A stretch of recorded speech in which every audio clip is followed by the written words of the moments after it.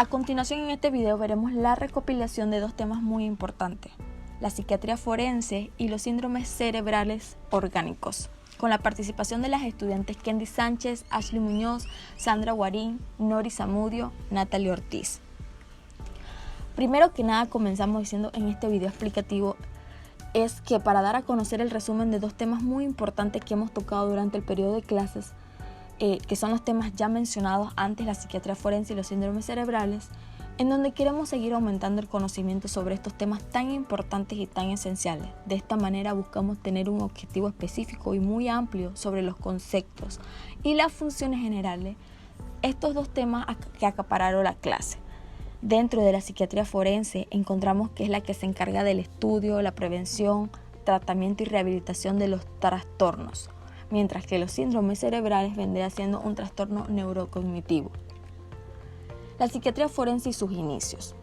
La historia de la psiquiatría forense comienza o es promulgada por el emperador Carlos V, llamada Constitutio Criminalis Carolina. Es un cuerpo de leyes del Sacro Imperio Romano Germánico aprobado en 1532.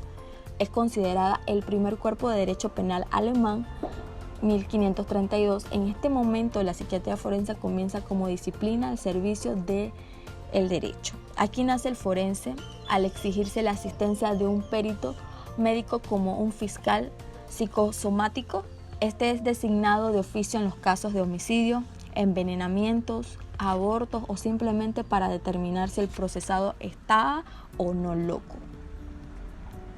Años de importantes avances. Sabemos que en 1850 a 1909 Edwin Gauss comienza el estudio experimental del recuerdo en el testimonio.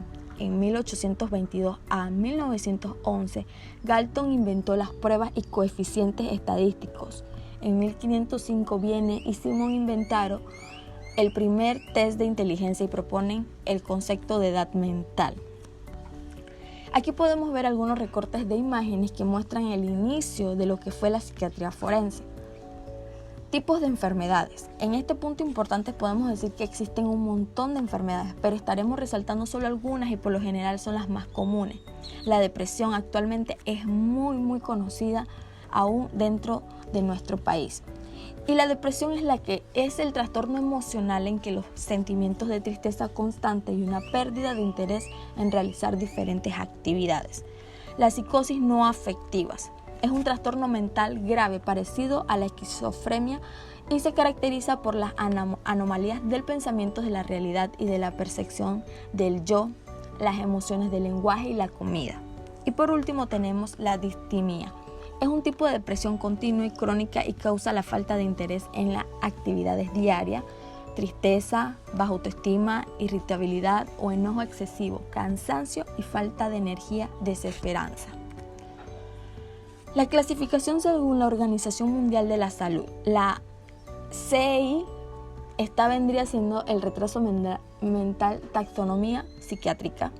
La DMS, trastornos clínicos, trastornos de personalidad, problemas ambientales y evaluación del funcionamiento psíquico y social. La clasificación de la psiquiatría forense. La clasificación está compuesta por médico legal psiquiátrico y dentro de esa vendría siendo el penal, civil, familia y laboral. Noción de psicología. Explora la percepción, la motivación, la emoción, el funcionamiento del cerebro. Noción de psicopatología. Esta disciplina estudia lo anormal, lo desviado. Vamos a mencionar algunos ejemplos, los orgánicos y funcionales. Los orgánicos son las causas físicas y evidentes, los funcionales, patronos de conductas anormales. Dentro de estos dos puntos importantes podemos mencionar el Alzheimer y trastornos de aprendizaje. Objetivo de la evaluación psiquiátrica. Diagnosticar trastornos emocionales del comportamiento basado en comportamientos físicos, comportamientos sociales, comportamientos racionales, cognitivos, comportamientos emocionales y comportamientos educativos. Elementos de la evaluación. Podemos contar con la descripción de los elementos, descripción de los síntomas, cómo afecta el comportamiento, la entrevista, antecedentes físicos y mentales, historia clínica completa y el análisis de laboratorio. Aportes importantes.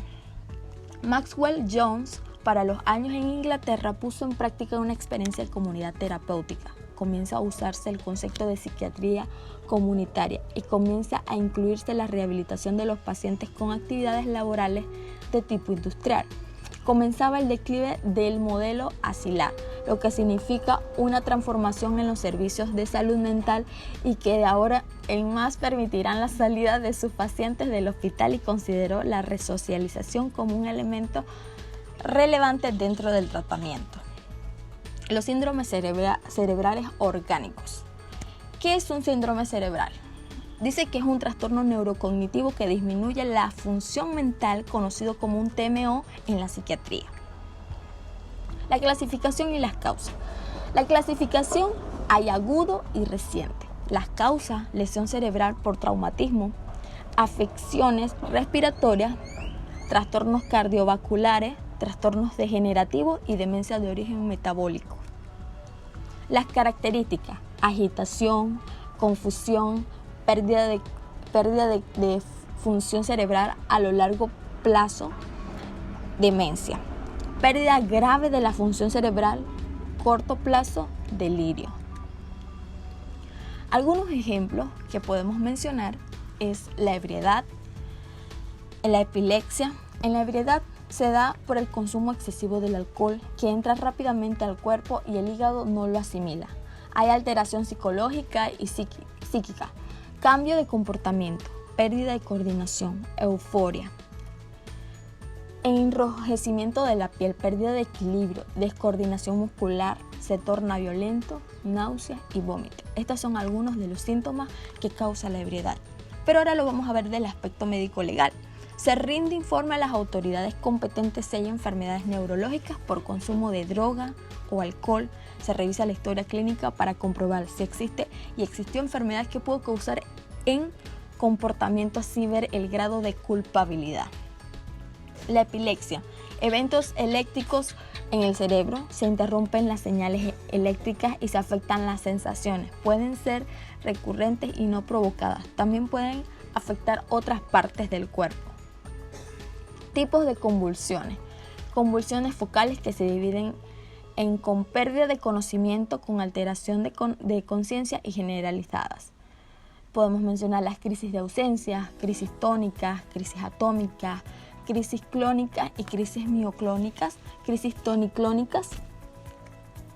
Trastornos degeneratorios. Vamos a mencionar 3 trastornos. El mal de Alzheimer, que es la pérdida de la memoria y de los recuerdos. Mal de Parkinson, enfermedad de Pick. Aquí podemos ver algunas imágenes que nos muestran cómo está el cerebro sano y cómo va deteriorándose poco a poco con las enfermedades. Trastorno mental transitorio. ¿Qué es un trastorno mental transitorio? Pues es un trastorno enajenante personas que no están dentro de su capacidad mental, ya sea locura, demencia, pérdida de la razón. Estas personas con problemas de estado mental no pueden hacerse responsables de sus actos por la falta de juicio. Se da inimputabilidad en el caso que la persona que haya cometido el delito se encuentre en estado de enajenación, que sus capacidades de inteligencia, voluntad estuvieran alteradas en relación al contacto cometido. El trastorno mental transitorio se puede presentar en 2 maneras: con base patológica y sin base patológica. Con base patológica se encuentra o se presentan sobre una personalidad psicopática, anormal o morbosa.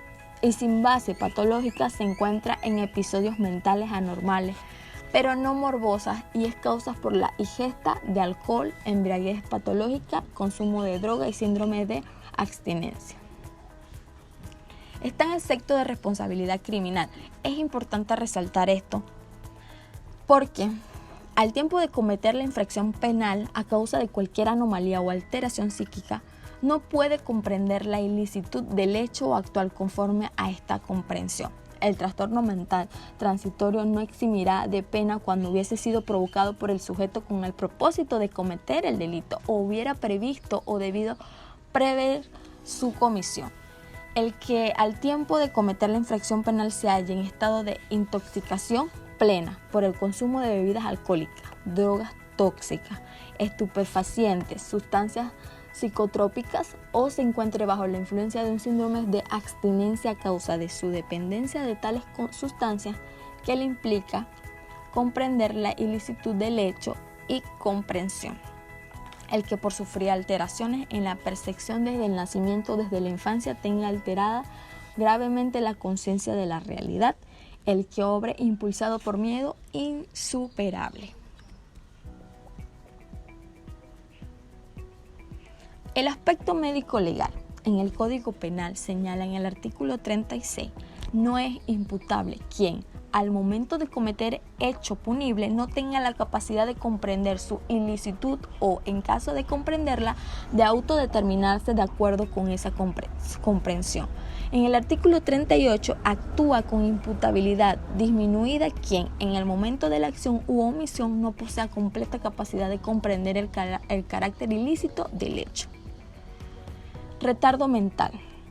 El retardo mental es una deficiencia mental que su afectación se diagnostica antes de los 18 años y que el individuo lo padece y presenta un funcionamiento intelectual que se ubica debajo del promedio. Algunas complicaciones de los síntomas del retardo mental podemos mencionar: la disminución de la capacidad de aprendizaje, la incapacidad para responder en la escuela y la persistencia del comportamiento infantil.